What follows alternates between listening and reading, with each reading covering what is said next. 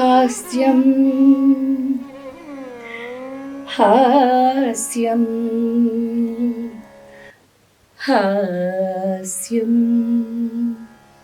ಹೇಳಿದರೆ ಗೀತಂ ವಾದ್ಯಂ ತಥಾ ನೃತ್ಯಂ ತ್ರಯಂ ಸಂಗೀತ ಮುಚ್ಚತೆ. ಭರತನಾಟ್ಯದ ಹೆಸರಿನಲ್ಲಿ ಆಕ್ರೋಬ್ಯಾಟಿಕ್ಸ್ ಮಾಡ್ತಾರೆ. Without any lightings, without any property I can dance. ಕಲಾವಿದರಿಗೆ ಯಾವಾಗ ದುಡ್ಡು ನೋಡ್ತೀವೋ ನಾವು ಕೆಲಸ ಮಾಡೋದು ಕಮ್ಮಿ.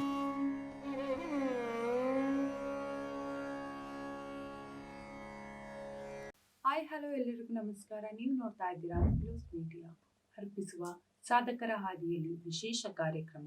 ನಾನು ನಿಮ್ಮ ನಿಧಿಬಾಯಿ, ಪತ್ರಿಕೋದ್ಯಮ ವಿದ್ಯಾರ್ಥಿ, ಸಂತ ಫಿಲೋಮಿನಾ ಕಾಲೇಜು, ಮೈಸೂರು. ಈ ದಿನ ನಮ್ಮ ಜೊತೆ ವಿಶೇಷ ವ್ಯಕ್ತಿಯೊಬ್ಬರು ಇದ್ದಾರೆ. ಇವರು ಕರ್ನಾಟಕದ ಜನರನ್ನ ನೃತ್ಯ ನಾಟ್ಯದ ಮೂಲಕ ತನ್ನತ್ತ ಸೆಳೆಯುವ ಅಪೂರ್ವ ಕಲೆಯನ್ನ ಹೊಂದಿರುವವರು. ಮೈಸೂರು ಸಂಸ್ಕೃತಿಯ ನೆಲೆಸ್ಥಾನವೇ ಆಗಿರುವ ಈ ನಗರದಲ್ಲಿ ಕಲಾ ಪರಂಪರೆಯನ್ನ, ವಿಶೇಷವಾಗಿ ಭರತನಾಟ್ಯವನ್ನ ಉಳಿಸಿಕೊಂಡು ಬಂದಿರುವಲ್ಲಿ ಇವರು ಕೂಡ ಒಬ್ಬರು. ಅವರೇ ಈ ದಿನದ ವಿಶೇಷ ಅತಿಥಿ ಡಾಕ್ಟರ್ ಕೃಪಾ ಪಡಿಕೆಯವರು. ಚಿಕ್ಕ ವಯಸ್ಸಿನಿಂದಲೇ ಭರತನಾಟ್ಯದಲ್ಲಿ ಆಸಕ್ತಿ ಹೊಂದಿದ ಇವರು ಇದೀಗ Nrityagiri academy of performing art and research ಸೆಂಟರ್ನ ನಿರ್ದೇಶಕಿಯಾಗಿ ಈ ಮೂಲಕ ಸಮಾಜ ಸೇವೆ ಮತ್ತು ಕಲ್ಯಾಣಕ್ಕಾಗಿ ತಮ್ಮ ಜೀವವನ್ನು ಮುಡಿಪಾಗಿಟ್ಟಿದ್ದಾರೆ. ಇವರು ಭಾರತೀಯ ಸಂಸ್ಕೃತಿಯ ವೈಭವವನ್ನು ಹರಡಲು ಸಂಸ್ಕಾರ ಭಾರತೀಯ ಅಖಿಲ ಭಾರತ ವಿಧಾ ಪ್ರಮುಖಾಗಿ ಕಾರ್ಯನಿರ್ವಹಿಸಿದ್ದಾರೆ. ಇದರ ಜೊತೆಗೆ ಗಾನ ಭಾರತೀಯ ಕಾರ್ಯದರ್ಶಿಯೂ ಹೌದು. ಇವರಿಗೆ ಬಾಲ ವಿಕಾಸ ಪ್ರಶಸ್ತಿ, ಕಿತ್ತೂರು ಚೆನ್ನಮ್ಮ ಪ್ರಶಸ್ತಿ ಹಾಗೆ ವೃತ್ತಿ ನಿಪುಣಿ ಪ್ರಶಸ್ತಿ ಕೂಡ ಸಂದಿದೆ. ಇದರ ಜೊತೆಗೆ ಹಲವಾರು ಗೌರವಗಳು ಹಾಗೆಯೇ ಪ್ರಶಸ್ತಿಗಳು ದೊರೆತಿದ್ದು, ನಿಪುಣಿ ಕಲಾವಿದೆಯಾಗಿರುವ ಇವರು ಅನೇಕ ಪ್ರತಿಷ್ಠಿತ ವೇದಿಕೆಗಳಲ್ಲಿ ಪ್ರದರ್ಶನ ನೀಡಿದ್ದಾರೆ. ಇವರ ಕಲಾ ಪಯಣ ಹಾಗೆ ಸಾಧನೆ ಮತ್ತು ಸವಾಲುಗಳ ಬಗ್ಗೆ ಮಾತನಾಡಿಸೋಣ. ಮತ್ತೊಮ್ಮೆ ಕಾರ್ಯಕ್ರಮಕ್ಕೆ ಸ್ವಾಗತ ಮ್ಯಾಮ್.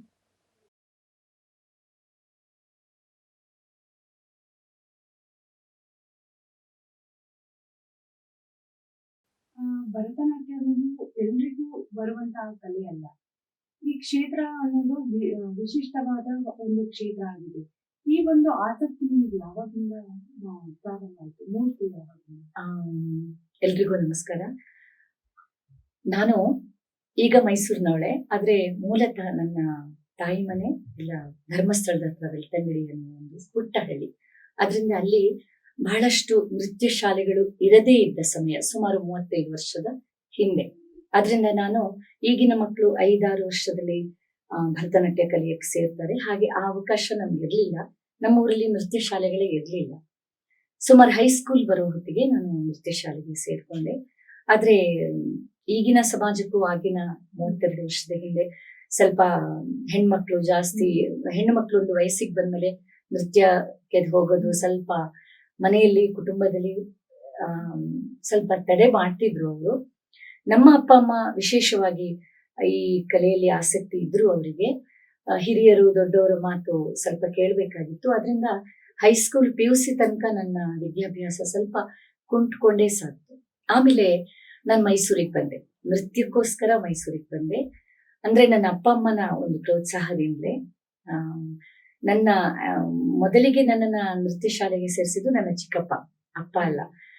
ಚಿಕ್ಕಪ್ಪ ತುಂಬಾ ಇಷ್ಟಪಡ್ತಿದ್ರು. ಅದರಿಂದ ಅವರ ಒಂದು ಪ್ರೋತ್ಸಾಹದಿಂದ ನಾನು ಸೇರ್ಕೊಂಡೆ. ಅಪ್ಪನಿಗೆ ಇಷ್ಟ ಇರ್ಲಿಲ್ಲ, ನಿಜ ಹೇಳ್ಬೇಕು ಅಂದ್ರೆ.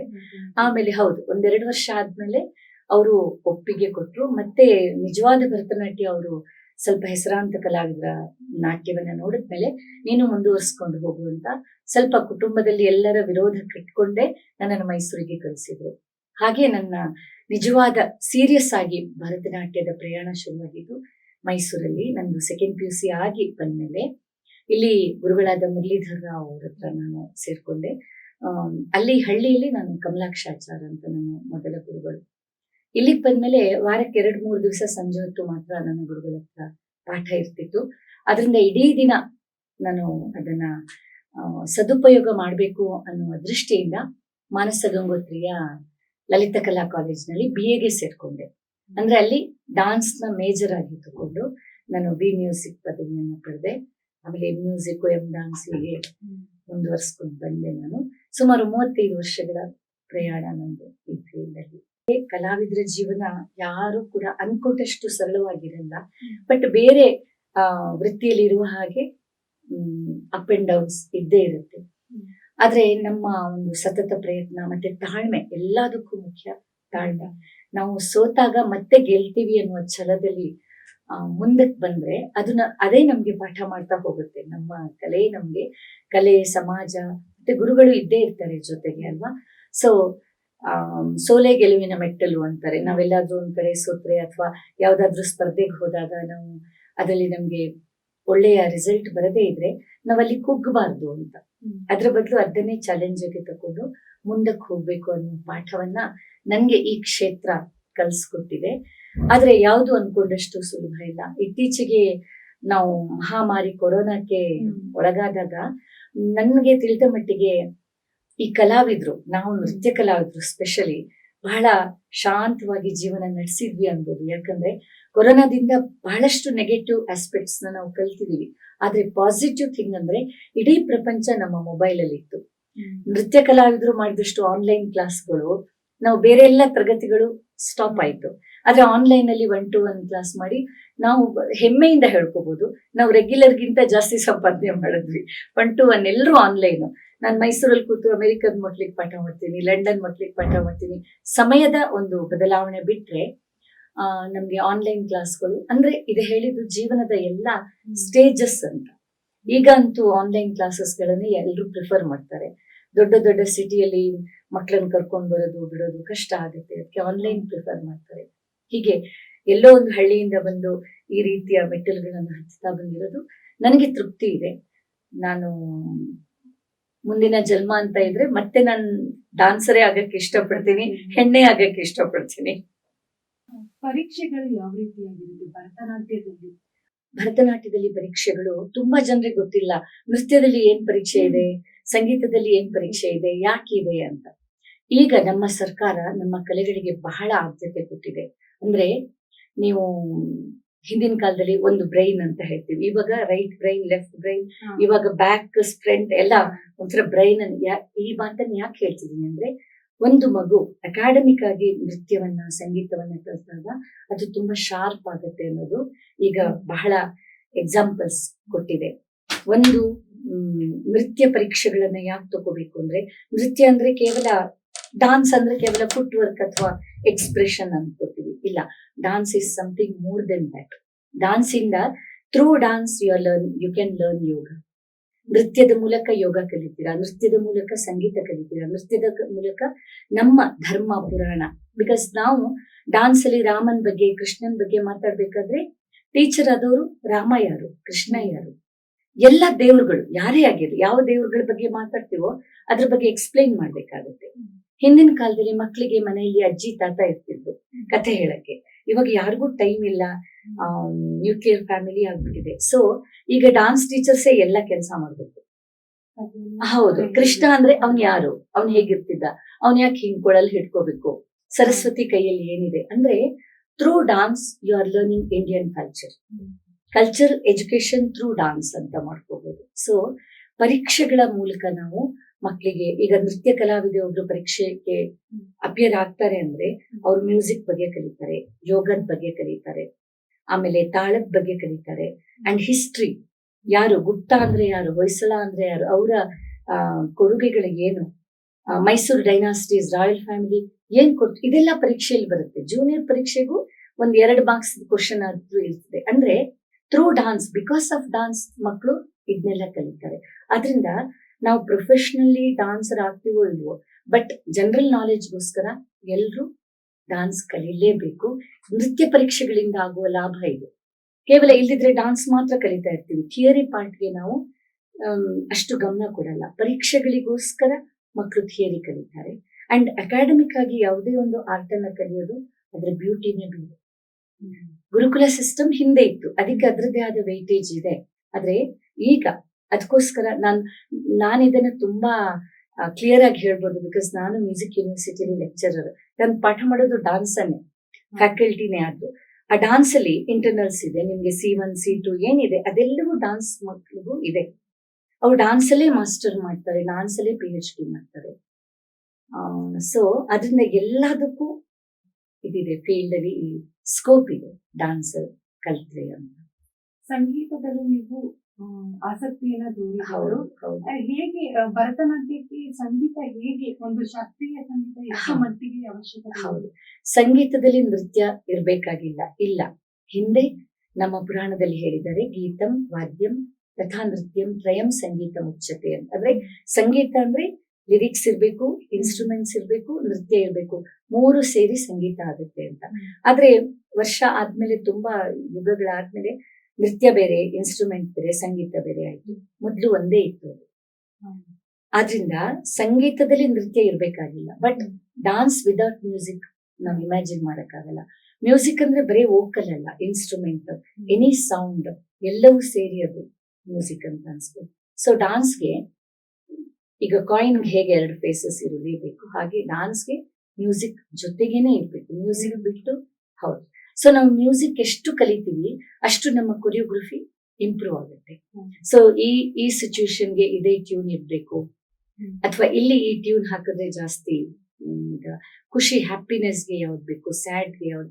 ಸೊ ಮ್ಯೂಸಿಕ್, ನಿಮ್ಗೆ ಮ್ಯೂಸಿಕ್ ಕಂಪೋಸರ್, ಮ್ಯೂಸಿಕ್ ಡೈರೆಕ್ಟರ್ ಇದ್ರೂ ಕೂಡ ಒಬ್ಬ ಟೀಚರ್ಗೆ ಕೊರಿಯೋಗ್ರಫಿ ಮಾಡುವಾಗ ಮ್ಯೂಸಿಕ್ ಬಗ್ಗೆ ಎಷ್ಟು ನಾಲೆಜ್ ಇರುತ್ತೆ, ಯಾವ ಇನ್ಸ್ಟ್ರೂಮೆಂಟ್ ಯೂಸ್ ಮಾಡಿದ್ರೆ ಹೇಗಿರುತ್ತೆ, ಸೊ ಅದು ಪ್ಲಸ್ ಏನು. ಸೊ ಅದು ಇನ್ನೂ ನಮ್ಮನ್ನ ಜಾಸ್ತಿ ಗಟ್ಟಿ ಮಾಡುತ್ತೆ. ಸೊ ಮ್ಯೂಸಿಕ್ ಬೇಕೇ ಬೇಕು ಡಾನ್ಸ್ಗೆ. ಭರತನಾಟ್ಯದಲ್ಲಿ ನಾವು ಒಂದಿಷ್ಟು ಶೈಲಿಗಳನ್ನ ನೋಡ್ತಾ ಇರ್ತೀವಿ. ಕೈ ಆಕ್ಷನ್ ಇರ್ಬೋದು, ಕಣ್ಣಿರ್ಬೋದು, ಈ ರೀತಿ ಹುಬ್ಬೆಲ್ಲ ಮಾಡುವಂಥದ್ದು. ನಿಮ್ಮ ಒಂದು ಪ್ರಕಾರದಲ್ಲಿ ಶೈಲಿಗಳನ್ನು ಕಲ್ತಿದ್ದು ಅಂತ ಹಾ. ಈಗ ಕಣ್ಣು ಹುಬ್ಬು ಅಂದ್ರೆ ಅದು ಎಕ್ಸ್ಪ್ರೆಷನ್ ಬರುತ್ತೆ. ಭರತನಾಟ್ಯದಲ್ಲಿ 4 ತರ, ಇನ್ ಜನರಲ್ ಡಾನ್ಸ್ ಅಲ್ಲಿ 4 ತರ ಎಕ್ಸ್ಪ್ರೆಷನ್ ಇರುತ್ತೆ. ಆಂಗಿಕ, ವಾಚಿಕ, ಆಹಾರ್ಯ ಮತ್ತು ಸಾತ್ವಿಕ. ಆಂಗಿಕ ಅಂದ್ರೆ ಮೂಮೆಂಟ್, ಬಾಡಿಲಿ ಮೂಮೆಂಟ್. ನಾವೆಲ್ಲ ನಮ್ಮ ಪಾರ್ಟ್ಸ್, ಬಾಡಿದ ಎಲ್ಲಾ ಪಾರ್ಟ್ಸ್ ಯೂಸ್ ಮಾಡೋದು ಭರತನಾಟ್ಯದಲ್ಲಿ. ಕಣ್ಣಿರ್ಬೋದು, ಹುಬ್ಬಿರ್ಬೋದು, ಕೈ ಇರ್ಬೋದು, ಪಾದ ಇರ್ಬೋದು. ಸೊ ಇದು ಆಂಗಿಕ ಅಭಿನಯ. ನಾವ್ ಏನು ನಮ್ಮ ಡಾನ್ಸ್ಗೆ ಮ್ಯೂಸಿಕ್ ಅಥವಾ ಇನ್ಸ್ಟ್ರೂಮೆಂಟ್ ಯೂಸ್ ಮಾಡ್ತೀವಿ ಅದು ವಾಚಿಕ ಅಭಿನಯ. ಪರ್ಟಿಕ್ಯುಲರ್ ಕ್ಯಾರೆಕ್ಟರ್ಗೆ, particular region dance, even folk ಮಾಡುವಾಗ ನಾವ್ ಏನ್ ಕಾಸ್ಟ್ಯೂಮ್ ಹಾಕ್ತೀವಿ ಅದು ಆಹಾರ್ಯ ಅಭಿನಯ. Jewellery, costume and makeup. ಅದು ಇಂಡಿಯಾದಲ್ಲಿ ಇದು ತುಂಬಾ ಕಾಮನ್. ನೀವು ಒಬ್ಬ ಡೆಲ್ಲಿ ಸೈಡ್ ಲೇಡಿ ಬಂದ್ರು ನೀವು ಅವ್ರ ಸ್ಯಾರಿ ಉಟ್ಟಾಗ ನೋಡ್ತೀರಾ, ಕೂರ್ಗಿಸ್ ಬಂದ್ರೆ ಗೊತ್ತಾಗುತ್ತೆ, ತಮಿಳಿಯನ್ಸ್ ಅಂದ್ರೆ ಇಷ್ಟು ನಮ್ಮಲ್ಲಿ ಇಂಡಿಯಾದಲ್ಲಿ ಈ ಆಹಾರ್ಯ ಅಭಿನಯಕ್ಕೆ ಇಂಪಾರ್ಟೆನ್ಸ್ ಇದೆ. ಅದನ್ನೇ ನಾವು ಡಾನ್ಸಿಗೆ ತಗೊಂಡ್ರೆ ಇನ್ನೂ ಜಾಸ್ತಿ. ನೀವು ಕೇರಳದಿಂದ ಬಂದ ಒಂದು ಕ್ಲಾಸಿಕಲ್ ಡಾನ್ಸರ್ಗೆ ಅವ್ರ ಕಥಕಳಿ ಅಥವಾ ಮೋಹಿನಿ ಆಟ್ಟಂ ಅಂತ ಹೇಳ್ತಾರೆ. ಇದು 4 ತರ ಎಕ್ಸ್ಪ್ರೆಷನ್. ನೀವು ಕೇಳ್ತಾ ಇರೋದು ಶೈಲಿಗಳು ಅಂದ್ರೆ ಸ್ಟೈಲ್ಸ್. ಭರತನಾಟ್ಯದಲ್ಲಿ 5 ಸ್ಟೈಲ್ಸ್ ತುಂಬಾ ಇದಾಗಿದೆ. ಒಂದು ಅದರಲ್ಲಿ ಮೈಸೂರು ಸ್ಟೈಲ್. ಮೈಸೂರು ರಾಯಲ್ ಫ್ಯಾಮಿಲಿದು ಪ್ಯಾಟ್ರನೇಜ್ ತಗೊಂಡು ಯಾರು ಈ ಗುರು ಪರಂಪರೆ ಮುಂದುವರಿಸ್ಕೊಂಡು ಅದನ್ನ ಮೈಸೂರು ಶೈಲಿ ಅಂತೀವಿ. Madras style, Pandanallur style, Vazhuvoor style. ಅಂದ್ರೆ ಯಾವ ಊರಲ್ಲಿ ಯಾವ್ದು ಒಬ್ಬ ಫೇಮಸ್ ಟೀಚರ್ ಇದ್ರು ಅವರ ಸ್ಟೈಲ್, ಅದನ್ನ ಸ್ಟೂಡೆಂಟ್ಸ್ ಕಂಟಿನ್ಯೂ ಮಾಡಿದ್ರೆ ಆ ಸ್ಟೈಲ್ ಉಳ್ಕೊಳ್ಳುತ್ತೆ. ಸ್ಟೈಲ್ ಈಗ ನಾಳೆ ನಾನು ನನ್ನ ಸ್ಟೈಲ್ ಒಂದು ಮಾಡ್ಕೋಬಹುದು. ನೀವೀಗ ಕನ್ನಡ ಮಾತಾಡ್ತೀರಾ ಅಲ್ವಾ, ಚಾಮರಾಜನಗರದಲ್ಲಿ ಕನ್ನಡನೇ ಆದ್ರೂ ಚಾಮರಾಜನಗರದಲ್ಲಿ, ಮೈಸೂರಲ್ಲಿ, ಹುಬ್ಳಿನಲ್ಲಿ, ಮಂಗಳೂರು ಕಡೆ ಬೇರೆ ಬೇರೆ ಕನ್ನಡ ಇದೆ, ಆದ್ರೆ ಕನ್ನಡ ಒಂದೇ. ಹಾಗೆ ಭರತನಾಟ್ಯ ಒಂದೇ ಇದ್ರು ಸ್ಟೈಲ್ಸ್ ಡಿಫ್ರೆಂಟ್ ಇದೆ. ಮೇಜರ್ ಡಿಫ್ರೆನ್ಸ್ ಇರೋದಿಲ್ಲ ಅದು. ಬಟ್ ಆಡಿಯನ್ಸ್ ವ್ಯೂ ನಲ್ಲಿ ನೋಡಿದ್ರೆ ಅವ್ರಿಗೆ ಯಾವ ಸ್ಟೈಲ್ ಬೇಕಾಗಿಲ್ಲ, ಅವ್ರಿಗೆ ನೋಡಕ್ ಚೆನ್ನಾಗಿರ್ಬೇಕು, ಅರ್ಥ ಆಗ್ಬೇಕು, ಅದ್ರಲ್ಲಿ ಮೆಸೇಜ್ ಕೂಡ ಕೊಡ್ಬೇಕು. ಅದರಿಂದ ನಾನು ವೈಯಕ್ತಿಕವಾಗಿ ಸ್ಟೈಲ್ಸ್ ಬಗ್ಗೆ ತಲೆ ಕೆಡಿಸ್ಕೊಳ್ಳಲ್ಲ. ಬಟ್ ಒಬ್ಬ ಟೀಚರ್ ಹತ್ರ, ಒಬ್ಬರೇ ಟೀಚರ್ ಹತ್ರ ತುಂಬಾ ವರ್ಷ ಕಲ್ತ್ರೆ ಆಟೋಮೆಟಿಕ್ ಆಗಿ ಒಂದು ಸ್ಟೈಲ್, ಅವ್ರ ಸ್ಟೈಲ್ ನಾವು ಫಾಲೋ ಮಾಡ್ತೀವಿ. ನೀವು ಭರತನಾಟ್ಯದಿಂದ ರಂಗ ಪ್ರವೇಶ ಮಾಡ್ತೀವಿ, ಯಾವ ರೀತಿ? ರಂಗ ಪ್ರವೇಶ, ರಂಗ ಅಂದ್ರೆ ಸ್ಟೇಜ್ ಅಂತ, ಪ್ರವೇಶ ಫಸ್ಟ್ ಟೈಮ್ ಒಂದು ಕಲಾವಿದೆ ಪಬ್ಲಿಕ್ ಪರ್ಫಾರ್ಮೆನ್ಸ್, ಏಕ ವ್ಯಕ್ತಿ ಅಂದ್ರೆ ಸೋಲೋ ಪರ್ಫಾರ್ಮೆನ್ಸ್ ಮಾಡೋದು ರಂಗ ಪ್ರವೇಶ ಅಂತಾರೆ. ಈ ಕಾನ್ಸೆಪ್ಟ್ ಯಾಕೆ ಬಂತು ಅಂತ ನಿಮ್ಗೂ ಪ್ರಶ್ನೆ ಬರ್ಬೋದು. ಹಿಂದಿನ ಕಾಲದಲ್ಲಿ ಈಗಿನ ತರ ಗುಂಪಲ್ಲಿ ಪಾಠ ಮಾಡೋದು, ಮತ್ತೆ ಮಂತ್ಲಿ ಫೀಸ್, ಆ ಸಿಸ್ಟಮ್ ಇರ್ಲಿಲ್ಲ. ಯಾವ್ದಾದ್ರು ಒಬ್ಬ ಯೋಗ್ಯ ಗುರುವಿನ ಹತ್ರ ಹೋಗಿ ಗುರುಗಳ ಮನೆಯಲ್ಲೇ ಇದ್ದು ಅವ್ರ ಗುರು ಸೇವೆ ಮಾಡಿ ಕಲಿಯೋದೆಲ್ಲ ಇತ್ತು. ಆಮೇಲೆ ಕಲಾವಿದ್ರು ಸಾಮಾನ್ಯವಾಗಿ ಬಡತನದಲ್ಲೇ ಬೆಳೆದು ಬಂದಿದ್ದವರು. ಸೊ ಮಂತ್ಲಿ ಫೀಸ್ ಕೊಡಕ್ಕಾಗದೆ ಇದ್ದವರು ಒಂದಷ್ಟು ವರ್ಷ ಟೀಚರ್ ಹತ್ರ ಕಲ್ತು, ಆ ಟೀಚರ್ ಯಾವ್ದೋ ಒಂದು ಸ್ಟೇಜಿಗೆ ಬಂದಾಗ ಇವಳು ಇನ್ನು ಪರ್ಫಾರ್ಮೆನ್ಸ್ ಮಾಡ್ಬೋದು ಅಂತ ಅವರು ಪರ್ಮಿಷನ್ ಕೊಟ್ಟಾಗ ಎಲ್ಲರೂ ಊರಿನವ್ರನ್ನೆಲ್ಲ ಕರೆದು ಒಂದು ಫಂಕ್ಷನ್ ಗೆಟ್ ಟುಗೆದರ್ ತರ ಮಾಡಿ ಅವತ್ತು ನಾನು ಏನ್ ಕಲ್ತಿದ್ದೀನಿ ಅದನ್ನ ಎಲ್ರ ಮುಂದೆ ಪ್ರದರ್ಶನ ಮಾಡೋದು. ಆಮೇಲೆ ತನ್ನಿಂದ ಏನ್ ಶಕ್ತಿ ಇದೆ ಅದ್ ಗುರು ಕಾಣಿಕೆಯಾಗಿ ಕೊಟ್ಟು ನಮಸ್ಕಾರ ಮಾಡಿ ಮತ್ತೆ ಅಲ್ಲಿ ಅವತ್ತು ಗುರು ಅನೌನ್ಸ್ ಮಾಡ್ದಂಗೆ ಇವತ್ತು ಇನ್ಮೇಲೆ ಇವಳು ಸೋಲೋ ಪರ್ಫಾರ್ಮೆನ್ಸ್ ಮಾಡ್ಬೋದು ಅಥವಾ ಅವಳು ಇಂಡಿಪೆಂಡೆಂಟ್ ಆಗಿರಬಹುದು ಅಂತ. ಅದನ್ನ ರಂಗ ಪ್ರವೇಶ ಅನ್ನೋದು. ಇವಾಗ ಅದು ತುಂಬಾ ಕಾಮನ್ ಆಗಿದೆ.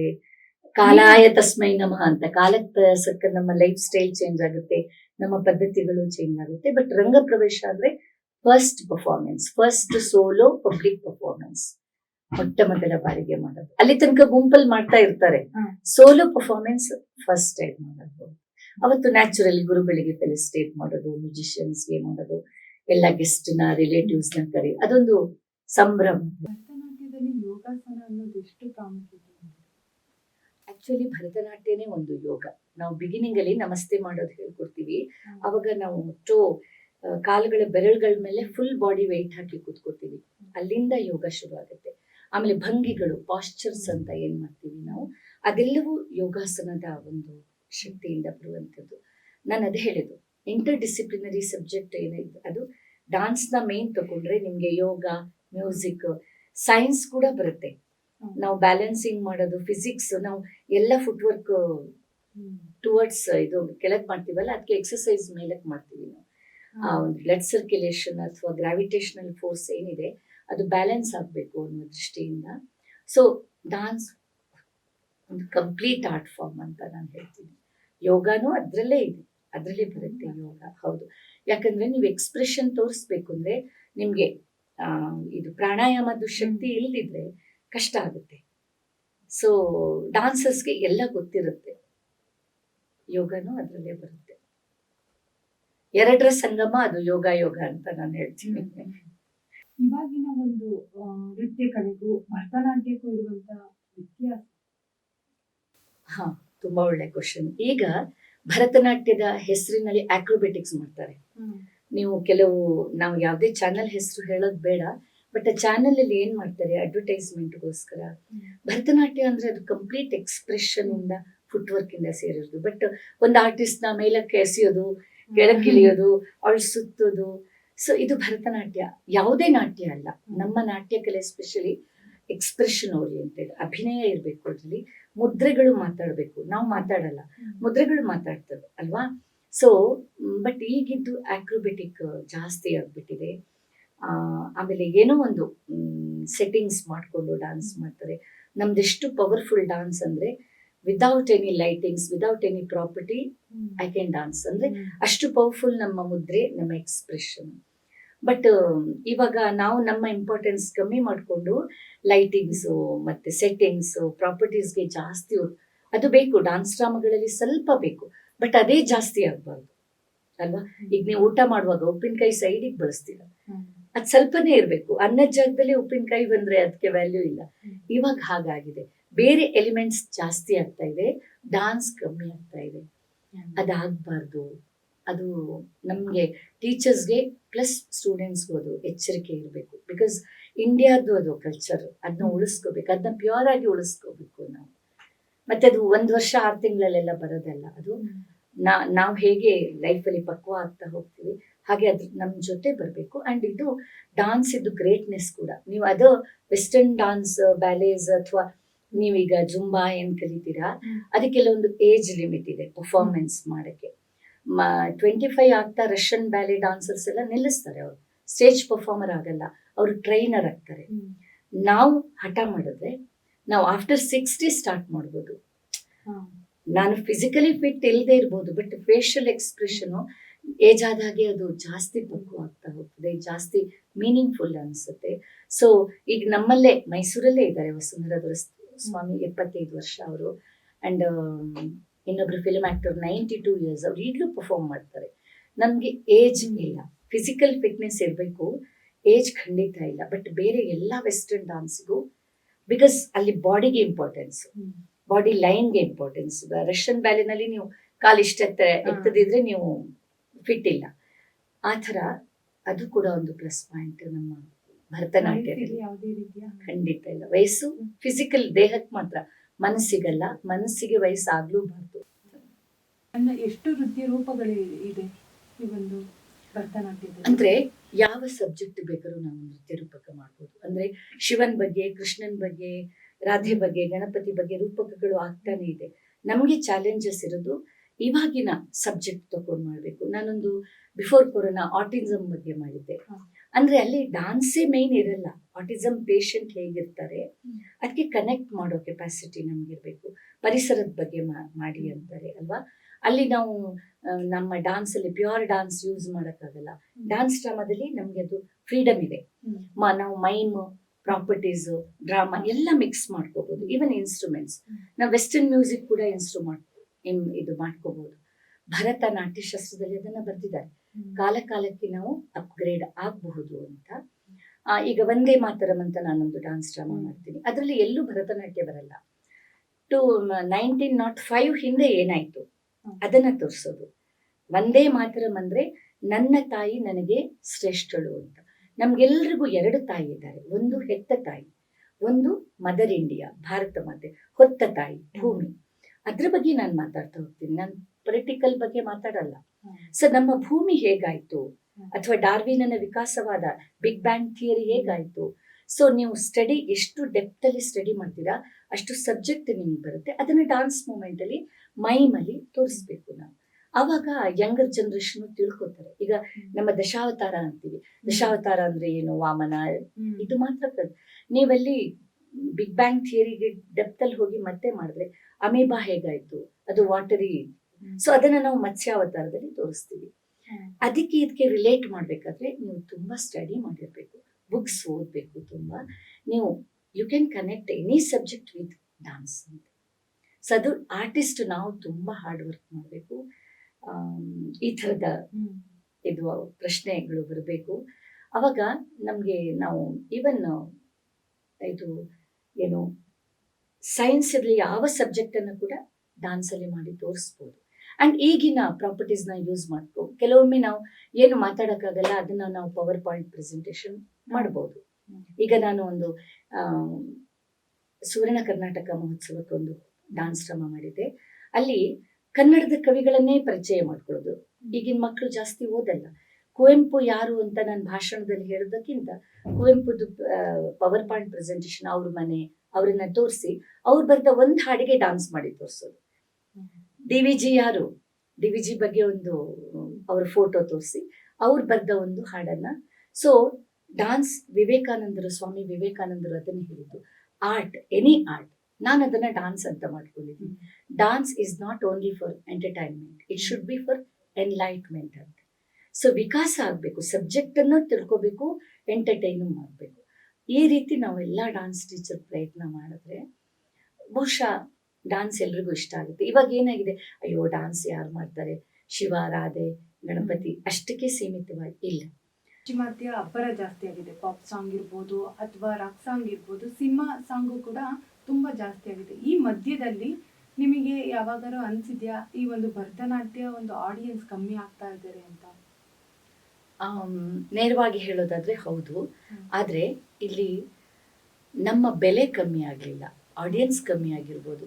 ಆದರೆ ನಮ್ಮತನವನ್ನು ನಾವು ಉಳಿಸ್ಕೋಬೇಕು. ಮತ್ತೆ ಪದೇ ಪದೇ ನಾನು ಹೇಳೋದು, I is the first person. ನಾವು ಸರಿಯಾಗಬೇಕು, ನಾವು ಸ್ಟ್ರಾಂಗ್ ಆಗಬೇಕು. ನಮ್ಮ ಸಬ್ಜೆಕ್ಟಲ್ಲಿ ನಮ್ಮ ನಾಲೆಡ್ಜು ಸ್ಟ್ರಾಂಗ್ ಆದಾಗ ವರ್ಷಕ್ಕೊಂದೇ ಪ್ರೊಡಕ್ಷನ್ ಮಾಡಿದ್ರು ಅದಷ್ಟು ಪವರ್ಫುಲ್ ಆಗಿರಬೇಕು. ಆ್ಯಂಡ್ ಈಗಿನ ಜನ್ರೇಷನ್, ಈಗಿನ ಆಡಿಯನ್ಸ್ ಏನು ಕೇಳ್ತಾರೆ ಅನ್ನುವ ನಾಲೆಡ್ಜ್ ನಮಗಿದ್ರೆ, ಭರತ ಹೇಳಿದ ಹಾಗೆ ಈಗಿನ ಜೀವನ ಶೈಲಿಯಲ್ಲಿ ಏನು ಬರುತ್ತೆ ಅದನ್ನೇ ನಾನು ತೋರಿಸಿದ್ರೆ ಜನ ಬೇಗ ತಗೋತಾರೆ. ಫಾರ್ ಎಕ್ಸಾಂಪಲ್, ವಂದೇ ಮಾತರಂ ಮಾಡುವಾಗ ಕೆಲವು ಸಂಪ್ರದಾಯವಾದಿಗಳು ಇದ್ರಲ್ಲಿ ಭರತನಾಟ್ಯನೇ ಇಲ್ಲ, ಏನೇನೋ ಮಾಡ್ಬಿಟ್ಟಿದ್ದಾರೆ ಅಂತ ಅಂದ್ರು. ಬಟ್ ನಾನು ಭರತನಾಟ್ಯ ಮಾಡ್ತೀನಿ ಅಂತ ಹೇಳಲಿಲ್ಲ. ನಾನು ನೃತ್ಯ ರೂಪಕ ಮಾಡ್ತೀನಿ. ನಮಗೆ ಭರತನೇ ನಾಟ್ಯಶಾಸ್ತ್ರದಲ್ಲಿ ನೃತ್ಯ ರೂಪಕಗಳನ್ನು ಮಾಡುವಾಗ ಕಾಲಕ್ಕೆ ತಕ್ಕ ಹಾಗೆ ಬದಲಾವಣೆಗಳನ್ನ ಮಾಡ್ಕೋಬಹುದು ಅಂತ ಹೇಳಿದ್ದಾರೆ.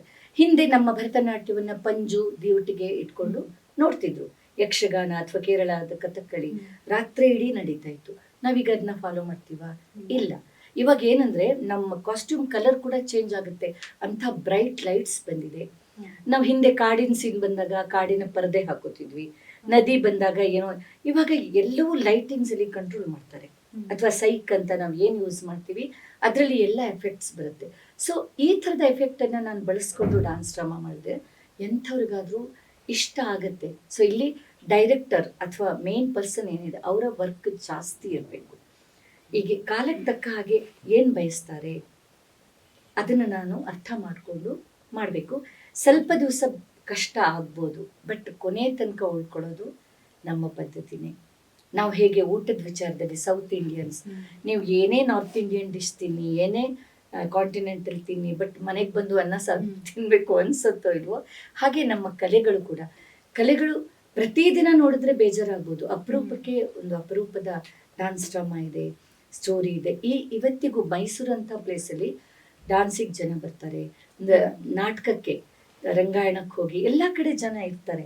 ಆದರೆ ಬರುವವರ ಸಂಖ್ಯೆ ಕಮ್ಮಿ ಇರ್ಬೋದು. ನಿಮಗೆ ಯುವ ದಸರಾದಲ್ಲಿ 50,000 ಜನ ಕಾಣ್ಬೋದು, ಬಟ್ ಇವರು 50 ಜನ ಇಸ್ ಈಕ್ವಲ್ ಟು 50,000 ಆಗ್ತಾರೆ. ಇವರು ತುಂಬ ಓದ್ಕೊಂಡವರು, ತುಂಬ ತಿಳ್ಕೊಂಡವರು ಬರ್ತಾರೆ. ಯುವ ದಸರಾದಲ್ಲಿ ಆ ಯುವ ಜನತೆ ಅವರು ಒಂಥರ ಎಂಟರ್ಟೈನ್ಮೆಂಟ್ಗೆ ಬರೋದು. ಆ ವಯಸ್ಸಿಗೆ ಅದೇ ಚಂದ, ಈ ವಯಸ್ಸಿಗೆ ಇದೇ ಚಂದ. ಎರಡೂ ಬೇಕು ನಮಗೆ. ಎರಡನ್ನೂ ನಾವು ಈಕ್ವಲ್ ಆಗಿ ತಗೋಬೇಕು. ತುಂಬ ಮಡಿವಂತಿಕೆನೂ ಒಳ್ಳೇದಲ್ಲ.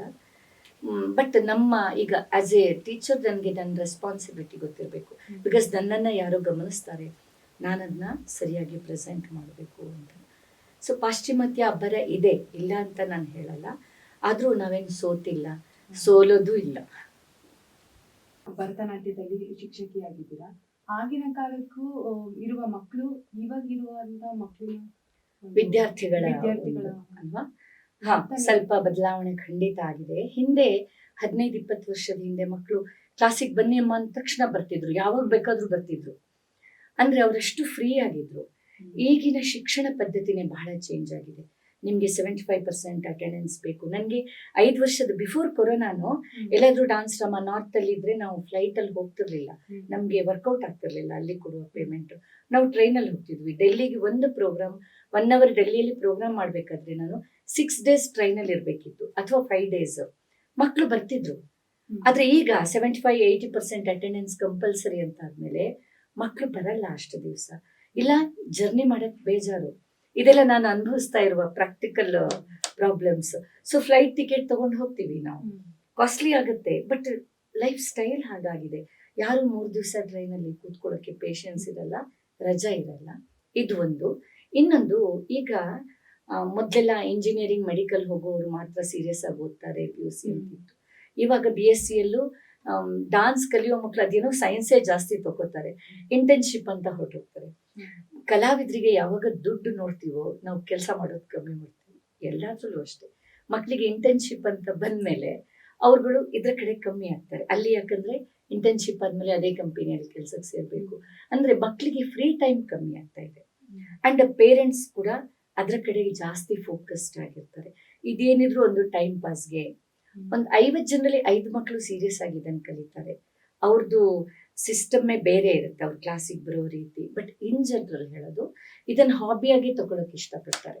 ಸೊ 10th ಸ್ಟ್ಯಾಂಡರ್ಡ್ಗೆ ನನಗೆ ಟ್ಯೂಷನಲ್ಲಿ ಸೀಟ್ ಸಿಗಲ್ಲ ಅಂದ್ರೆ 9th ಸೇರ್ಕೋತಾನೆ. ಸೆಕೆಂಡ್ PUCಗೆ ಟ್ಯೂಷನ್ಗೆ ಹೋಗ್ಬೇಕು, ಅಲ್ಲಿ second PUC first PUC. So ಅಲ್ಲಿಗೆ 4 years ಹೋಯ್ತು ಮಗುದು. ಆಮೇಲೆ ಇಂಜಿನಿಯರಿಂಗ್ ಆಗಿ ಸೆಟಲ್ ಆಗಿ ಮತ್ತೆ ಕ್ಲಾಸಿಗೆ ಬರುವಾಗ ಸ್ವಲ್ಪ ಇಂಟ್ರೆಸ್ಟ್ ಕಮ್ಮಿ ಇರುತ್ತೆ. ಅಂಡ್ 100ರಲ್ಲಿ ಒಂದು 50% ಬಿಟ್ಬಿಡ್ತಾರೆ ಕ್ಲಾಸ್. ಬಂದ 50% ಅವ್ರಿಗೆ ಇಂಜಿನಿಯರಿಂಗ್ ಅಲ್ಲಿ ಸ್ಕೋರ್ ಮಾಡೋದು, ಪ್ಲೇಸ್ಮೆಂಟ್ ಆಗೋದು ಇಂಪಾರ್ಟೆಂಟ್ ಇರುತ್ತೆ. ಹೆಣ್ಮಕ್ಳು ಸ್ಪೆಷಲಿ ಮದುವೆ ಆಗಿ ಎಲ್ಲ ಸೆಟ್ಲ್ ಆದ್ಮೇಲೆ ಮತ್ತೆ ಫೋನ್ ಮಾಡ್ತಾರೆ, ಮೇಡಮ್ ನಾನು ಕಂಟಿನ್ಯೂ ಮಾಡಬೇಕು. ಬಟ್ ಎಲ್ಲದಕ್ಕೊಂದು ಏಜ್ ಇದೆ, ಕಲಿಯಕ್ಕೆ ಹೇಳಿದ್ದು. ಆಗ್ಲೂ ನಾನು ಬನ್ನಿಮ್ಮ ಕಲೀರಿ ಅಂತ ಹೇಳ್ತೀನಿ. ಹಾಬಿಯಾಗಿ ತಗೋಬೇಕಾದ್ರೆ ಈಗ ನಾನು ಒಂದು 2-3 years ಇಂದ ಎಬೋವ್ 40 years ಲೇಡೀಸ್ಗೆ ತುಂಬಾ ಬನ್ನಿ ಕಲ್ತ್ಕೊಳ್ಳಿ ಅಂತ ಹೇಳ್ತೀನಿ. ಯಾಕಂದ್ರೆ ಡಾನ್ಸ್ ಒಂದು ಮೆಡಿಸಿನ್ ಆಗಿ ಕೆಲಸ ಮಾಡ್ತಾ ಇದೆ. ಸಾಮಾನ್ಯ ಮೊದಲೆಲ್ಲ 50 ನಂತರ ಮೆನೋಪಾಸ್ ಪ್ರಾಬ್ಲಮ್ಸ್ ಬರ್ತಿತ್ತು, ಈಗ 40ಗೆ ಬರ್ತಾ ಇದೆ. ಇರಿಟೇಷನ್ಸ್, ನಿಮಗೆ ಲ್ಯಾಪ್ಟಾಪ್ ಜಾಸ್ತಿ ಯೂಸ್ ಮಾಡೋದ್ರಿಂದ ಇದು ಎಷ್ಟರ ಮಟ್ಟಿಗೆ ನೀವು ಒಪ್ಕೋತಿರೋ ಗೊತ್ತಿಲ್ಲ. ಬಟ್ ನಾನು ಡಾಕ್ಟರ್ ಹತ್ರ ಎಲ್ಲ ಯಾವಾಗಲೂ ಮಾತಾಡ್ತಿರ್ತೀನಿ, ಈ ಮೊಬೈಲ್ ಲ್ಯಾಪ್ಟಾಪ್ ಜಾಸ್ತಿ ಯೂಸ್ ಮಾಡೋದ್ರಿಂದ ಲೇಡೀಸ್ಗೆ ಯೂಟ್ರಸ್ಗೆ ಸಂಬಂಧಪಟ್ಟ ಅನೇಕ ಸಮಸ್ಯೆ ಬಂದಿದೆ. ಅದನ್ನ ಪಾಸಿಟಿವ್ ಮಾಡ್ಕೋಬೇಕು, ಸರಿ ಮಾಡ್ಕೋಬೇಕಾದ್ರೆ ಒಂದು ಮೆಡಿಸಿನ್ ಇದ್ದೇ ಇದೆ. ಬಟ್ ಆಕ್ಟಿವಿಟಿ ಜಾಸ್ತಿ ಆಗಬೇಕು. ನೀವೀಗ ಕೂತಲ್ಲೇ ಜಾಸ್ತಿ ಕೆಲಸ ಮಾಡ್ತೀರಾ. ಸಣ್ಣ ಮಗುನು ಮದ್ವೆಗಿಂತ ಮೊದಲೇ ಮಕ್ಕಳುಗಳು ಇಷ್ಟಿಷ್ಟು ದಪ್ಪ ಆಗಕ್ಕೆ ಶುರುವಾಗಿದ್ದಾರೆ. ಒಂದು ಜಂಕ್ ಫುಡ್, ಇನ್ನೊಂದು ನಮ್ಮ ಆಕ್ಟಿವಿಟಿ ಕಮ್ಮಿ ಆಗಿರೋದು. ಸೊ ಡಾನ್ಸ್ ಒಂದು ಮೆಡಿಸಿನ್. ವೀಕ್ಲಿ ಟ್ವೈಸ್ ಥ್ರೈಸ್ ನೀವು ಡಾನ್ಸ್ ಕ್ಲಾಸ್ಗೆ ಹೋದ್ರೆ, ಯಾವುದೇ ಡಾನ್ಸ್ ಕ್ಲಾಸ್, ಭರತನಾಟ್ಯನೇ ಇಷ್ಟಪಡದಿದ್ರೆ ಅದು ಫಿಸಿಕಲ್ ಫಿಟ್ನೆಸ್ಗೆ ಹೆಲ್ಪ್ ಮಾಡುತ್ತೆ. ಈಗ ನಾವು ಫಿಸಿಕಲಿ ಎಷ್ಟೇ ದಪ್ಪ ಇದ್ರು ಸಹ ಈಗಲೂ ನಾವು 1-1.5 ಗಂಟೆ ನಾನ್ ಸ್ಟಾಪ್ ಡಾನ್ಸ್ ಮಾಡ್ತೀವಿ. ಫ್ಲೆಕ್ಸಿಬಿಲಿಟಿ ಇರುತ್ತೆ, ಹೆಲ್ತ್ ಚೆನ್ನಾಗಿರುತ್ತೆ. ಅದರಿಂದ ನಾನು ಅದನ್ನು ಎನ್ಕರೇಜ್ ಮಾಡ್ತೀನಿ. ಲೇಡೀಸ್ಗೆ ತುಂಬ ಒಳ್ಳೆಯದು. ಆಮೇಲೆ ನಾವು ನಮಗೋಸ್ಕರ ಒಂದು ಟೈಮ್ನ, ದಿನ 24 ಗಂಟೆ ಏನೇನೋ ಕೆಲಸ ಮಾಡ್ತೀವಿ. At least half an hour 1 hour ನಮಗೋಸ್ಕರ ವಾಕ್ ಹೋಗ್ಬೋದು, ಯೋಗ ಮಾಡ್ಬೋದು, ಹಾಗೆ ಡಾನ್ಸ್ ಕೂಡ ಮಾಡ್ಬೋದು. ಅದರಲ್ಲಿ ಖುಷಿನೂ ಸಿಗುತ್ತೆ ಆ್ಯಂಡ್ ಒಂದು ಫಿಸಿಕಲ್ ಆಕ್ಟಿವಿಟಿನೂ ಆಗುತ್ತೆ. ಆ ದೃಷ್ಟಿಯಿಂದ ಎಲ್ಲರೂ ಡಾನ್ಸ್ ಕಲಿಬೇಕು. ಬಟ್ ಹಿಂದೆ ಮಕ್ಕಳು ಸ್ವಲ್ಪ ಫ್ರೀ ಆಗಿದ್ರು, ಅವ್ರು ಜಾಸ್ತಿ ಹೊತ್ತು ಇದಕ್ಕೆ ಕೊಡ್ತಿದ್ರು. ಈಗಿನ ಮಕ್ಕಳ life style, education system, every month ಅವರಿಗೆ ಸೆಮಿನಾರ್, ಅಸೈನ್ಮೆಂಟು, ರೆಕಾರ್ಡು ಎಲ್ಲ ಇರುತ್ತಲ್ಲ. ಸೊ ಸ್ವಲ್ಪ ಕಾನ್ಸಂಟ್ರೇಷನ್ ಕಮ್ಮಿ ಆಗಿ ಪ್ರೆಷರ್ ಆಗ್ತಾ ಇದೆ ಮಕ್ಕಳಿಗೆ. ಎಲ್ಲವೂ ಒಟ್ಟಿಗೆ ಅಚೀವ್ ಮಾಡಬೇಕು ಅಂತ ಟೈಮ್ ಇಲ್ಲ. ಈಗ ನಾವು 60 ವರ್ಷದಲ್ಲಿ ಏನು ಸಾಧನೆ ಮಾಡಬೇಕು ಅಂತಿದ್ವಿ, ಅದನ್ನ 30 ವರ್ಷದಲ್ಲಿ ಮಾಡಬೇಕು ಅನ್ನೋ ಒಂದು ಲೈಫ್ ಸ್ಟೈಲ್ ಇದೆಯಲ್ಲ, ಅದರಿಂದ ಮಕ್ಕಳಿಗೆ ಪ್ರೆಷರ್ ಆಗ್ತಾ ಇದೆ. ಸೊ ಅದರಿಂದನೂ ಸಂಖ್ಯೆ ಕಮ್ಮಿ, ಕಲಿಯೋರ ಸಂಖ್ಯೆ ಜಾಸ್ತಿ ಇದೆ, ಉಳಿಯೋರ ಸಂಖ್ಯೆ ಕಮ್ಮಿ ಇದೆ. ಇದ್ದೇ ಸೀರಿಯಸ್ ಆಗಿ ತಗೊಳ್ಳೋರು ಕಮ್ಮಿ ಆಗ್ತಾ ಇದ್ದಾರೆ. ಈಗಿನ ಲೇಟೆಸ್ಟ್ ಟ್ರೆಂಡ್ ಬ್ಯಾಂಗ್ಳೂರಲ್ಲಿ, ಅಮೆರಿಕದಲ್ಲಿ ಎಲ್ಲ ಬಿಟ್ಟು ಮತ್ತೆ ವಾಪಸ್ ಬರ್ತಾ ಇದ್ದಾರೆ. ಮೆಡಿಕಲ್ ಸ್ಟೂಡೆಂಟ್ಸ್ ಬಂದು ಡಾನ್ಸಿಗೆ ಜಾಯ್ನ್ ಆಗ್ತಾ ಇದ್ದಾರೆ. ಅವ್ರಿಗೆ ಅದು ಡ್ರೈ ಅನ್ನಿಸ್ತಾ ಇದೆ. ITBTಯಲ್ಲಿರುವ ಮಕ್ಕಳು ವಾಪಸ್ ಬರ್ತಾ ಇದ್ದಾರೆ, ಸ್ಪೆಷಲಿ ಲೇಡೀಸ್. ಜೆಂಟ್ಸ್ಗೆ ಚಾಯ್ಸಸ್ ಕಮ್ಮಿ ಇರುತ್ತೆ, ಅವ್ರು ವರ್ಕ್ ಮಾಡಲೇಬೇಕು. ಫೈನಾನ್ಷಿಯಲಿ ಯಾರಿಗೆ ಕಮಿಟ್ಮೆಂಟ್ ಕಮ್ಮಿ ಇರುತ್ತೆ, ಅವ್ರು ಮತ್ತೆ ವಾಪಸ್ ಬರ್ತಾ ಇದ್ದಾರೆ ಡಾನ್ಸ್ಗೆ. ನಮ್ಗದು ತುಂಬ ಡ್ರೈ ಅನ್ನಿಸ್ತಾ ಇದೆ. ಅದು ಈಗಿನ ಟ್ರೆಂಡ್. ಎಷ್ಟೋ ಪೋಷಕರು ಈಗ ಕಾಲೇಜಿಗೆ ಹೋಗುವಾಗೆಲ್ಲ ಅಥವಾ ಸ್ಕೂಲಿಗೆ ಹೋಗುವಾಗ, ಅಮ್ಮ ನಾನು ಈ ಥರ ಡ್ಯಾನ್ಸ್ ಕ್ಲಾಸಿಗೆ ಹೋಗ್ತೀನಿ. ಕೆಲವರು ನೀ ಸುಮ್ಮನಿರು, ಓದೋದೇ ಇಷ್ಟೊಂದಿದೆ, ಅಲ್ಲಿಗೆ ಹೋಗಿ ಏನ್ ಮಾಡ್ತೀಯಾ, ಅಂದ್ರೆ ಹೆಂಗ್ ಮ್ಯಾನೇಜ್ ಮಾಡ್ತೀಯಾ ಅಂತ ಕೇಳಿ. ಹೌದು ಹೌದು, ಪೋಷಕರ ಕಾನ್ಸಂಟ್ರೇಷನ್, ಪೋಷಕರಿಗೆ ಆಸೆ ಇರುತ್ತೆ, ಇಲ್ಲ ಹೇಳಲ್ಲ. ಬಟ್ ಈಗಿನವರು ನೀವು ಏನೇ ಆಗಿರಿ, ನೀವು ಸಂಪಾದನೆ ಮಾಡಬೇಕು. ಸಂಪಾದನೆ ಮಾತ್ರ ಒಂದು ಗುರಿ ಇರುತ್ತೆ. ಲೈಫ್ ಆಗಿದೆ, ಕಾಂಪಿಟೇಟಿವ್ ವರ್ಲ್ಡ್ ಅಲ್ವಾ. ಬಟ್ ಸಂಪಾದನೆ ಇದರಲ್ಲಿ ನಿಮ್ಗಿಂತ ಜಾಸ್ತಿ ಮಾಡೋಕ್ಕಾಗುತ್ತೆ. ಈಗ ನಾನು ಹೇಳೋದು, ಆನ್ಲೈನ್ ಕ್ಲಾಸಸ್ದು ಫೀಸ್ ಹೇಗಿದೆ ಅಂದರೆ ಪರ್ ಅವರ್ $2000 ಅಥವಾ $20 ಮಿನಿಮಮ್ ಇದು. ಆದರೆ ಅದು ಪೇರೆಂಟ್ಸ್ಗೆ ಆಗ ಅರ್ಥ ಆಗಲ್ಲ. ಸೊ ಸಂಪಾದನೆ ಮಾಡೋಕ್ಕೆ ಬೇಕಾದಷ್ಟು ವೃತ್ತಿಗಳಿದೆ ನಮ್ಮಲ್ಲಿ. ಇವಾಗ ನೀವು ತುಂಬ ಫೇಮಸ್ ಆರ್ಟಿಸ್ಟ್ನ ಕರೆದ್ರೆ ಒಂದು ಶೋಗೆ 20 lakhs 30 lakhs ಅದೇನೇನೋ ಇರುತ್ತೆ. ಅದು ತುಂಬ ಅಪರೂಪ. ಬಟ್ ರೆಗ್ಯುಲರ್ ಟೀಚರ್ಸ್ ಕೂಡ ಈಗ ಸ್ಕೂಲ್ಗಳಲ್ಲಿ ಟೀಚರ್ ಆಗಿ ಬಂದರೆ ಡಾನ್ಸ್ ಟೀಚರ್ಸ್ ಯಾರೂ ಬರ್ತಾ ಇಲ್ಲ.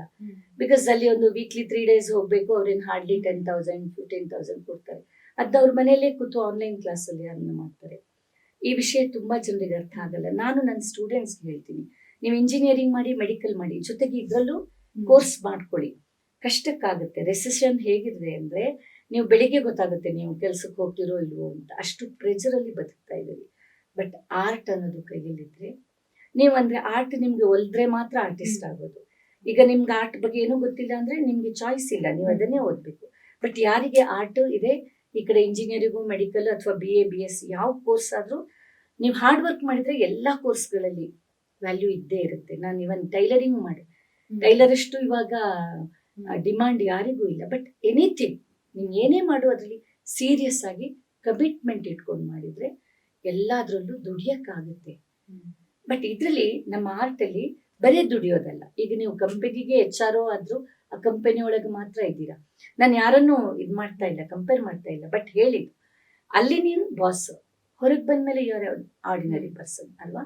ಬಟ್ ಆರ್ಟಿಸ್ಟ್ ಹಾಗಲ್ಲ, ನಮಗೆ ಬ್ಯಾರಿಯರ್ಸೇ ಇಲ್ಲ. ಇಡೀ ವರ್ಲ್ಡ್ ಫೇಮಸ್ ಆಗ್ಬೋದು, ಫೇಮು, ನೇಮು, ಮನಿ, ಖುಷಿ ಎಲ್ಲವೂ ಸಿಗುತ್ತೆ. ಬಟ್ ಅವ್ರವರ ಡೆಡಿಕೇಶನ್ ಮೇಲೆ ಅವ್ರವರು ಇರುತ್ತೆ. ಅದರಿಂದ ಆರ್ಟಿಸ್ಟ್ ಆಗೋದು ಒಂದು ಪುಣ್ಯದ ಕೆಲಸ. ಬಟ್ ಅದರಲ್ಲಿ ಲಿಮಿಟೇಷನ್ಸ್ ಇಟ್ಕೊಳ್ಳೋದು ನಮ್ಮದು, ನಮ್ಮ ಕಂಟ್ರೋಲ್. ನಾನು ಆಗಲೇ ಹೇಳಿದ್ನಲ್ಲ, ಫ್ಯಾಮಿಲಿ ಜೊತೆ ಆರ್ಟನ್ನು ತಗೊಂಡು ಹೋಗಬೇಕು ಅಂತ ನಾನು ನಂಬಿದ್ದೀನಿ. ಕೆಲವರು ಎಲ್ಲವನ್ನೂ ಬಿಟ್ಟು ಅದಕ್ಕೋಸ್ಕರ ನಿಲ್ತಾರೆ. ಅದು ನಿಮ್ಮ ಚಾಯ್ಸ್. ಅದೆಲ್ಲ ವೃತ್ತಿಯಲ್ಲೂ ಇರುತ್ತೆ. ಈಗ ಡಾಕ್ಟರ್ ಆದವನು ನಿಜವಾದ ಡಾಕ್ಟರ್ 24 hours ಅವನು ಕಮಿಟ್ಮೆಂಟ್ ಇರಬೇಕು.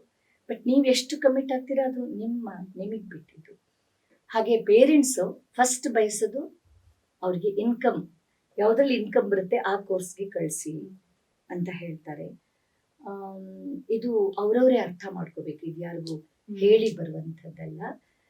ನಮ್ಮ ಮಕ್ಕಳು ಪೀಸ್ಫುಲ್ ಆಗಿರ್ಬೇಕು, ಆರಾಮಾಗಿರ್ಬೇಕು, ಜೊತೆ ಕಲಿಬೇಕು ಅನ್ನೋ ಕೆಲವು ಪೇರೆಂಟ್ಸು. ಕೆಲವರು ಇದನ್ನೇ ಮಾಡಿ, ನಾನು ಮಾಡೋಕ್ಕಾಗಿಲ್ಲ ಅದನ್ನ ನನ್ನ ಮಗಳು ಇದನ್ನೇ ಮಾಡಬೇಕು, ಅವ್ರಿಗೆ ಇಷ್ಟ ಇದ್ರು ಇಲ್ದಿದ್ರು ಅದೇ ಡಿಪಾರ್ಟ್ಮೆಂಟಿಗೆ ಸೇರಿಸ್ತಾರೆ ಆ ಪೇರೆಂಟ್ಸ್. ಕೆಲವರು ಏನಾದರೂ ಮಾಡ್ಕೊಳ್ಳಿ, ಲೋಕೋ ಭಿನ್ನ ರುಚಿ. ನಾವಿದನ್ನ ಇದು ಯಾವಾಗಲೂ ಡಿಬೇಟ್ ಮಾಡುವಂಥ ಸಬ್ಜೆಕ್ಟು, ಆನ್ಸರ್ ಸಿಗಲ್ಲ ನಿಮಗೆ, ಅವರವರೇ ಅರ್ಥ ಮಾಡ್ಕೋಬೇಕು. ಬಟ್ ಪ್ರೆಷರ್ ಜಾಸ್ತಿ ಆಗ್ತಾ ಇದೆ ಮಕ್ಕಳಿಗೆ. At A time 2-3 ಕೋರ್ಸಿಗೆ ಸೇರ್ಕೊಂಡ್ಬಿಡ್ತಾರೆ. ಪಾಪ ಸಂಡೇ ಆದರೂ ಫ್ರೀ ಆಗಿರಲಿ ಮಕ್ಕಳು ಅಂತ ಇಲ್ಲ, ಸಂಡೇನು ಅಬಕಸ್, ಸ್ವಿಮ್ಮಿಂಗು. ಸೊ ಮಗುನ್ ಕೇಳಲ್ಲ ನಿಂಗೇನು ಬೇಕು ಅಂತ. ಆ ತಾಯಿಗೆ ತಾನು ಏನು ಮಾಡೋಕ್ಕಾಗಿಲ್ವೋ ಅದೆಲ್ಲ ನನ್ನ ಮಗಳ ಮೂಲಕ ಮಾಡಬೇಕು ಅನ್ನೋ ಕೆಲವು ಪೇರೆಂಟ್ಸ್ ಇದ್ದಾರೆ. ತಪ್ಪು, ಇದು ಆಗಲ್ಲ. ಯಾವುದಾದ್ರೂ ಒಂದು ಜನರಲ್ ಎಜುಕೇಶನ್ ಜೊತೆ ಒಂದು ಯಾವುದಾದ್ರೂ ಹಾಬಿ ಇರಲೇಬೇಕು. ಬಟ್ ಅದು ಮಗುಗೆ ಇಷ್ಟ ಇದ್ದಿದ್ದಾಗಬೇಕೇ ವಿನ ಪೇರೆಂಟ್ಸ್ ಇಷ್ಟಪಟ್ಟಿದ್ದು ಅಥವಾ ಪ್ರೆಸ್ಟೀಜ್ಗೋಸ್ಕರ ತುಂಬ ನೋಡ್ತಾ ಇದ್ದೀವಿ. ತಾನೊಮ್ಮೆ ಡಾಕ್ಟರ್ ಆದರೆ ಮುಂದೆ ಅದನ್ನು ಕಂಟಿನ್ಯೂ ಮಾಡಬೇಕು ಅಂತ ಮಗನೋ ಡಾಕ್ಟ್ರೇ ಮಾಡ್ತಾರೆ, ಎಷ್ಟು ಡೊನೇಷನ್ ಕೊಟ್ಟು. ಬಟ್ ಆ ಮಗುನ ಕೇಳಬೇಕು, ನಿಮಗೆ ನಿಜವಾಗ್ಲೂ ಇಷ್ಟ ಇದೆಯೋ ಇಲ್ವೋ ಅಂತ. ಸೊ ಇದು ತುಂಬ ವೈಯಕ್ತಿಕ ವಿಷಯ, ಅವರವರೇ ಅರ್ಥ ಮಾಡ್ಕೋಬೇಕು. ಯಾಕಂದರೆ ಚಿಕ್ಕವ್ರಿಗೆ ಬುದ್ಧಿ ಹೇಳ್ಬೋದು, ದೊಡ್ಡವ್ರಿಗೆ ಹೇಳೋಕ್ಕಾಗಲ್ಲ. ನಾನು ಸೇರಕ್ಕೆ ಬಂದ ಮಗುನ ಕೇಳ್ತೀನಿ ನಿಂಗೆ ಇಷ್ಟ ಇದೆಯಾ ಅಂತ. ಬಟ್ 5-6 ವರ್ಷದ ಮಗುಗೆ ಏನು ಹೇಳಬೇಕು ಗೊತ್ತಾಗಲ್ಲ. ಬಟ್ ಅಲ್ಲಿ ಮಾತ್ರ ಅಮ್ಮನಿಗೆ ಇಷ್ಟ ಇದ್ರೆ ಮಾತ್ರ, ಬಿಕಾಸ್ ಕರ್ಕೊಂಡು ಬರೋದು ಅಮ್ಮ ಅಥವಾ ಅಪ್ಪನೇ ಅಲ್ವಾ. ಪೇರೆಂಟ್ಸ್ಗೆ ಮೊದಲು ಇಷ್ಟ ಇದ್ರೆ ಮಾತ್ರ ಕರ್ಕೊಂಡು ಬರ್ತಾರೆ. ಬಟ್ ಸೆಕೆಂಡ್ PUCಗೆ ಬರುವಾಗ ಅದು ಏನಾಗುತ್ತೋ ಗೊತ್ತಿಲ್ಲ, ಒಂದ್ಸತಿ ಸ್ಟಾಪ್ ಮಾಡ್ತಾರೆ. ಭರತನಾಟ್ಯ ನಿಮ್ಮ ಜೀವನದಲ್ಲಿ ಏನೆಲ್ಲ ಬದಲಾವಣೆಗಳನ್ನು ತಂದಿದೆ? ಬದಲಾವಣೆಗಳು ಅನ್ನೋದಕ್ಕಿಂತ ನಾನು ತುಂಬಾ ತೃಪ್ತಿ ಪಡ್ಕೊಂಡಿದ್ದು ಈ ಡಾನ್ಸ್ ಕಲ್ತಿರೋದ್ರಿಂದ. ಈಗ ಡಾನ್ಸ್ ವಿದೌಟ್ ಕೃಪಾ ಮೇಡಮ್ ಒಂದು ಆರ್ಡಿನರಿ. ಇವತ್ತು ನೀವು ನನ್ನನ್ನು ಇಲ್ಲಿ ಕರಿಬೇಕು ಅಂದ್ರೆ ಕಾರಣ. ಸೊ ನನಗೆ ನನ್ನ ಕಲೆ ಎಲ್ಲವನ್ನು ಕೊಟ್ಟಿದೆ ಅನ್ನೋ ತೃಪ್ತಿ. ಹಾಗೆ ಸಮಾಜ ನನ್ನನ್ನು ಗುರುತಿಸಿದೆ, ಅದರಿಂದ ನಾನು ಇನ್ನೂ ಜಾಸ್ತಿ ಕೆಲಸ ಮಾಡಬೇಕು, ಇನ್ನೂ ಜಾಸ್ತಿ ಇದಕ್ಕೋಸ್ಕರ ನನ್ನ ಸಮಯವನ್ನ ಇಡಬೇಕು ಅಂತ ಆ ಒಂದು ಸೀರಿಯಸ್ನೆಸ್ ಇದೆ ನನಗೆ. ಅಂಡ್ ನನ್ನನ್ನು ಸೊಸೈಟಿ ವಾಚ್ ಮಾಡ್ತಾ ಇದೆ, ಅದರಿಂದ ನಾನು ಯಾವಾಗಲೂ ಅಲರ್ಟ್ ಇರಬೇಕು. ಮತ್ತೆ ಒಂಥರ ಸಂಪೂರ್ಣ ಕಲೆಯನ್ನು ಕಲಿತ ತೃಪ್ತಿ ನನಗೆ ಬೇಕಾದ್ದೆಲ್ಲ ಕೊಟ್ಟಿದೆ ನನಗೆ ನನ್ನ ಡಾನ್ಸ್ ಅಂತ. ಕುಟುಂಬ ಹೇಗೆ? ನಿಮ್ಮ ಮಗಳಿರ್ಬೋದು. ಹಾ, ಕುಟುಂಬದ ಸಹಕಾರ ತುಂಬಾ ಚೆನ್ನಾಗಿದೆ. ಇದೆಲ್ಲ ನಾನು ಅಚೀವ್ ಮಾಡೋಕ್ಕಾಗಲ್ಲ. ಬಟ್ ಸೇಮ್ ಟೈಮ್ ನಾವು ಕುಟುಂಬನ ನೆನ್ಪಿಟ್ಕೋಬೇಕು ಯಾವಾಗ್ಲೂ. ಈಗ ನಾನು ಡೈಲಿ 4-5 ಅವರ್ಸ್ ಡಾನ್ಸ್ಗೋಸ್ಕರ ಇಡ್ಬೋದು. ಬಟ್ ಬೇರೆ ಟೈಮಲ್ಲಿ ನನ್ನ ಕುಟುಂಬ ಇದೆ ನನಗೆ ಅನ್ನೋದನ್ನ ಅದೇ ಹೇಳಿದ್ದಲ್ಲ, ನಾನೊಂದು 15-20 ವರ್ಷದ ನಾನು ಆಯ್ಕೆ ಮಾಡ್ಕೊಂಡು ಪರ್ಫಾರ್ಮರ್ ಆಗೋದಾದ್ರೆ ಅದಕ್ಕೆ ಟೈಮ್ ಇರಲ್ಲ. ಫ್ಯಾಮಿಲಿನ ಸ್ವಲ್ಪ ನೋಡ್ಕೊಳಕ್ ಆಗಲ್ಲ, ಲೇಡೀಸ್ಗೆ ಸ್ವಲ್ಪ ತುಂಬಾ ಕಷ್ಟ. ಸೊ ನಾನು ಆಯ್ಕೆ ಮಾಡ್ಕೊಂಡೆ, ನಾನು ಟೀಚರ್ ಆಗಿರ್ತೀನಿ, ಅಪರೂಪಕ್ಕೆ ಪರ್ಫಾರ್ಮ್ ಮಾಡ್ತೀನಿ. ಅದರಿಂದ ನಾನು ತಿಳಿದ ಮಟ್ಟಿಗೆ ನನ್ನ ಕುಟುಂಬನೂ ಡಿಸ್ಟರ್ಬ್ ಆಗಿಲ್ಲ ನನ್ನ ಡಾನ್ಸ್ ಇಂದ. ನಾನು ಏನ್ ಬೇಕು ಮಾಡ್ಕೊಂಡೆ. ನನ್ನ ಮಗಳು ಕೂಡ ಡಾನ್ಸರೇ, ಅವಳು ಪ್ರೊಫೆಷನಲ್ ಡಾನ್ಸರ್. ಅವಳಿಗೆ ಆಲ್ ಓವರ್ ಇಂಡಿಯಾ ಪರ್ಫಾರ್ಮ್ ಮಾಡ್ತಾ ಇದ್ದಾಳೆ. ಸೊ ಕಂಪ್ಯೂಟರ್ ಸೈನ್ಸ್ ಅಲ್ಲೇ ಅವಳಿಗೆ ಕಂಟಿನ್ಯೂ ಮಾಡ್ಬೇಕು ಅಂತಿತ್ತು. ಬಟ್ ಯಾವುದೋ ಒಂದು ಸ್ಟೇಜ್ ಅಲ್ಲಿ ಅವಳಿಗೆ ಅನಿಸ್ತು ನಾನು ಡಾನ್ಸ್ ಅನ್ನೇ ಕಂಟಿನ್ಯೂ. ಅವಳು ಮ್ಯೂಸಿಕಲ್ಲೂ ಮಾಸ್ಟರ್ಸ್, ಡಾನ್ಸ್ಲೂ ಮಾಸ್ಟರ್ಸ್ ಮಾಡಿದ್ದಾಳೆ. ನೋಡಿದ್ರಲ್ಲ, ಇದಿಷ್ಟು ಡಾಕ್ಟರ್ ಕೃಪಾ ಪಡಿಕೆ ಅವರ ಜೀವನದ ಸಾಧನೆ, ಶ್ರಮ ಹಾಗೂ ಸವಾಲುಗಳು. ಭರತನಾಟ್ಯ ಅನ್ನೋದು ಕೇವಲ ನಾಟ್ಯ ರೂಪವಲ್ಲ, ಇದು ಸಂಸ್ಕೃತಿ, ಭಕ್ತಿ ಮತ್ತು ವ್ಯಕ್ತಿತ್ವದ ಅಭಿವ್ಯಕ್ತಿಯ ಪ್ರತಿರೂಪ. ನೀವು ಎದುರಿಸಿದಂತಹ ಇಲ್ಲಿಂದ ಏನೋ ಜರ್ನಿ ಸ್ಟಾರ್ಟ್ ಆಯಿತು, ಅದನ್ನೆಲ್ಲ ನಮ್ಮ ಜೊತೆ ಹಂಚ್ಕೊಂಡಿದ್ದೀವಿ. ಧನ್ಯವಾದಗಳು ಮ್ಯಾಮ್. Thank you. ನನಗೂ ತುಂಬ ಸಂತೋಷ ಆಯಿತು. ನನಗೆ ಈ ಥರ ಯುವ ಜನತೆನ ಅವಾಗವಾಗ ಭೇಟಿ ಮಾಡೋದು, ಮೀಡಿಯಾ ಯಾವುದಾದ್ರೂ ಇರ್ಬೋದು, ನಾನು ತುಂಬ ಇಷ್ಟಪಡ್ತೀನಿ. ಕಾಲೇಜ್ಗಳಿಗೆ ಗೆಸ್ಟ್ ಆಗಿ ಹೋಗುವಾಗ ಅದಿರ್ಬೋದು, ಚಾನೆಲ್ಗಳಿಗಿರ್ಬೋದು, ನಾನು ಅದನ್ನ ತುಂಬ ಇಷ್ಟಪಡ್ತೀನಿ. ಯಾಕಂದರೆ ಯಂಗ್ ಜನ್ರೇಷನ್ನ ನಾವು ಆದಷ್ಟು ಭೇಟಿ ಮಾಡಬೇಕು ಅಂತ. ಸೊ ಈ ಆಪರ್ಚುನಿಟಿ. ಇದೇ ರೀತಿ ವಿಶೇಷ ಅತಿಥಿಗಳನ್ನು ನಿಮ್ಮ ಮುಂದೆ ಇಡುತ್ತಾ ಮುಂದಿನ ಸಂಚಿಕೆಯಲ್ಲಿ ಭೇಟಿಯಾಗ್ತೀನಿ. ಅಲ್ಲಿವರೆಗೂ ನೋಡ್ತಾ ಇರಿ ಫಿಲೋಸ್. ಮೀಡಿಯಾ.